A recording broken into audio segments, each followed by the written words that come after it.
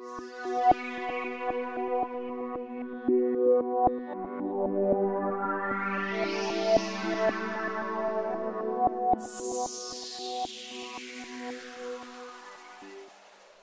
et bienvenue aujourd'hui pour une chronique où nous allons parler de l'au-delà, du corps subtil et de la résurrection. J'aimerais vous proposer comme hypothèse de travail qu'on essaie quelque part d'investir en conscience l'au-delà, d'essayer de le concevoir, d'essayer de quelque part peut-être de le cartographier, d'essayer de savoir si c'est possible quelque part d'investir ce néant comme j'ai tenté d'investir un autre néant qui était celui du futur lorsque j'ai commencé à faire des recherches sur la possibilité d'une interaction avec le futur suite à la rencontre avec le chaman Don Ernesto en 2007 en Amazonie. Ce qu'il faut comprendre, c'est que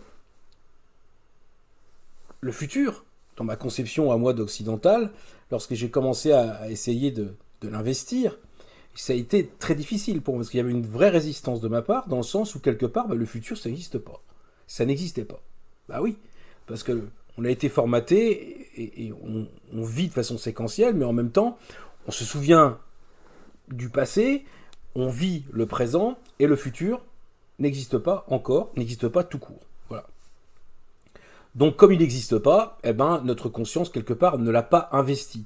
Lorsqu'à un moment, on a essayé de comprendre l'articulation qu'il pouvait y avoir à partir du futur, liée justement par des phénomènes de bouclage temporel entre le futur et le présent, par le biais de la rétrocausalité, à ce moment-là, on a investi ce futur comme quelque chose qui existait déjà, soit sous forme de potentialité, soit sous forme d'une réalité déjà existante, et qu'on pouvait peut-être déjà en recevoir dans l'information du futur. Ce qu'on a essayé de prouver à travers tout un ensemble de recherches, des rêves prémonitoires, des créations de synchronicité, et aussi des expériences de remote viewing associées à la rétrocognition que j'ai menées pendant plus d'1 an et demi avec une équipe de spécialistes. Donc, quelque part, on a la même chose, on a ce même néant quelque part lié à l'au-delà. On se dit, bon, de toute façon, l'au-delà, c'est inaccessible pour notre conscience, on saura quand on sera mort s'il y en a un, les matérialistes, oui, il n'y en a pas, donc c'est le néant d'office. Et donc, quelque part, mis à part les témoignages qu'on a des gens qui ont fait des NDE, c'est-à-dire des morts, des phénomènes de mort imminente, et qui ont des souvenirs, quelque part, de cet au-delà, des gens qui ont fait aussi ce qu'on appelle le voyage hors du corps, c'est-à-dire le phénomène de décorporation, avec une conscience extraneuronale, on va dire, ont accès à des expériences similaires et disent à eux être aussi avoir eu accès à l'au-delà. Mis à part ça, on n'a pas le réflexe quelque part de se dire mais de quoi est constitué l'au-delà? Est-ce qu'il a une substance? Est-ce qu'il a une topographie? Est-ce qu'il a une cartographie? De quoi il est constitué? Est-ce qu'on peut imaginer des échanges? Est-ce qu'il est relié quelque part à notre réalité physique? Et comment? Est-ce qu'il est possible d'imaginer des isthmes, des passerelles, des ponts entre l'ici-bas et l'au-delà? Tout ça, on n'a pas pensé à l'investir parce que tout simplement, on est devant ce facteur de néantisation. Quelque part, on se dit, si c'est le néant, c'est pas la peine d'y aller, il n'y a rien à voir. C'est un petit peu la même situation qui était celle des marins de l'Antiquité, qui quelque part n'allaient pas sur la grande mer de l'Ouest, c'est-à-dire sur l'océan Atlantique, parce que pour eux, il n'y avait rien. Et donc, quelque part, ils allaient tomber dans le vide. Donc, s'il n'y avait rien et qu'il n'y avait rien à voir, ça ne servait à rien d'y aller. Et bien, c'est un peu pareil lorsqu'on a commencé à vouloir investir à la fois le futur et aussi l'au-delà. Et je pense que ce mécanisme-là,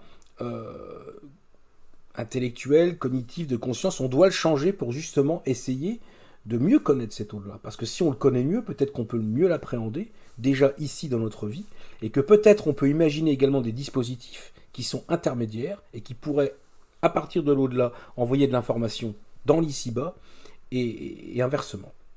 Voilà, ça c'est l'hypothèse de travail qu'on va développer aujourd'hui dans cette émission.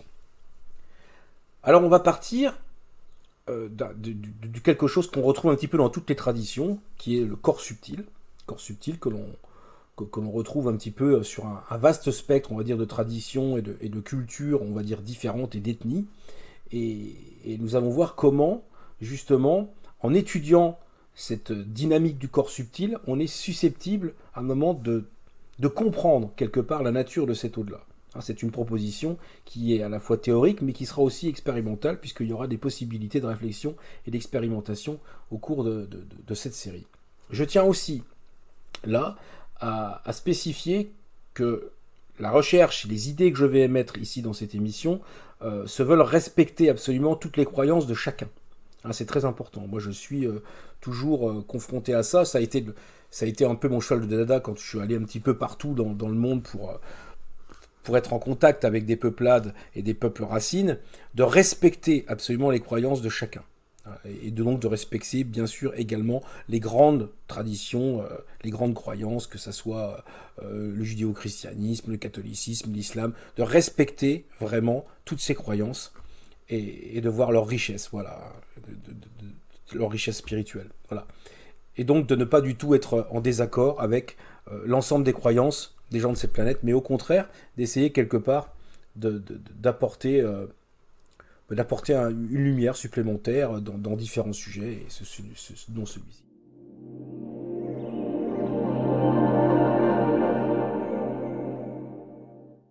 Alors le corps subtil, on le retrouve de différentes façons dans différentes cultures. En Asie du Sud-Est, en Asie, dans le bouddhisme, on a cette notion très claire du corps subtil. Hein. Les Tibétains parlent vraiment de ce corps immortel, ce corps de diamant, ce qu'ils appellent le corps de diamant, qui est quelque part un corps énergétique qui est immortel et qui est censé quelque part quitter le corps physique à la mort, mais qui est entièrement identique au corps physique. On a les particularités, on a aussi l'essence, on va dire, et également la mémoire de la personnalité, hein, qui est liée à ce corps.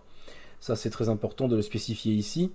Et souvent, on verra tout à l'heure dans les témoignages de gens qui ont vu des apparitions de défunts, des densifications, même je dirais, de défunts dans la réalité, décrivent ce corps subtil comme un corps aussi idéal, puisqu'ils voient, ils perçoivent leurs proches parents décédés dans un âge idéal, souvent, hein, qui est celui intermédiaire d'une trentaine, quarantaine, cinquantaine d'années, mais jamais des vieillards, jamais dans l'état comme ils étaient au moment du trépas.